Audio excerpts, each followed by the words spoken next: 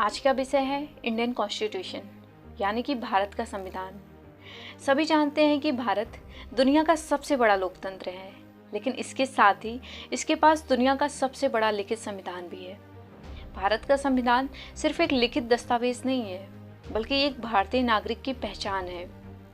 हर साल 26 जनवरी को हम सभी देशवासी अपनी इसी पहचान को गणतंत्र दिवस यानी कि रिपब्लिक डे के रूप में मनाते हैं।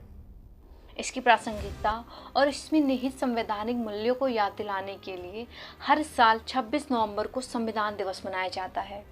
हालांकि आज़ाद भारत में 26 जनवरी 1950 को संविधान लागू किया गया था, लेकिन 26 नवंबर का दिन खास है क्योंकि आज के ही दिन साल 1949 में भारत की संविधान सभा ने संविधान को विधिवत अपनाया था।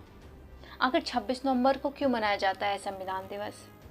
भारत में हर साल 26 नवंबर को संविधान दिवस मनाने का सिलसिला बहुत ज़्यादा पुराना नहीं है, लेकिन इस दिन को राष्ट्रीय कानून दिवस के तौर पर जानने का इतिहास जरूर रहा है।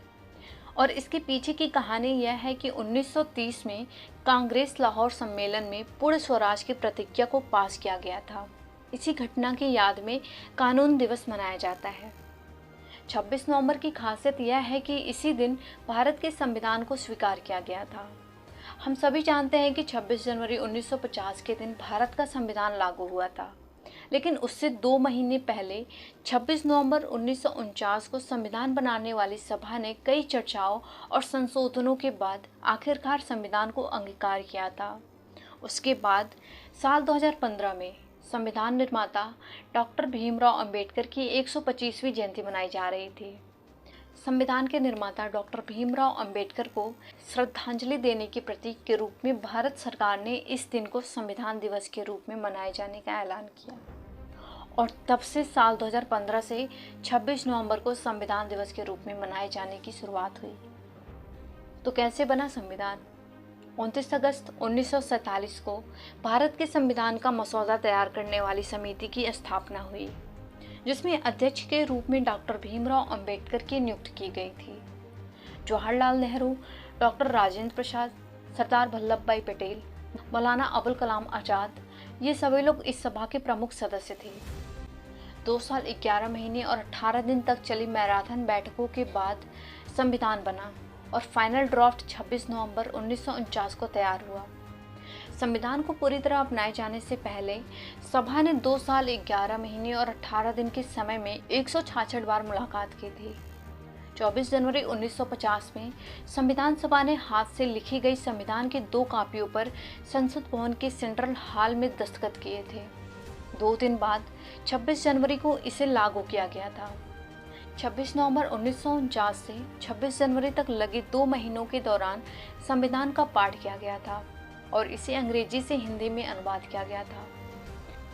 संविधान में 448 अनुच्छेद, 12 अनुसूचियां और 94 संशोधन शामिल हैं। इसमें 48 आर्टिकल हैं। भारत का संविधान एक हस्तलिखित दस्तावेज है। संविधान का मसौदा तैयार करने वाली समिति हिंदी तथा अंग्रेजी दोनों में ही हस्तलिखित और कॉलिग्राफ्ट थी।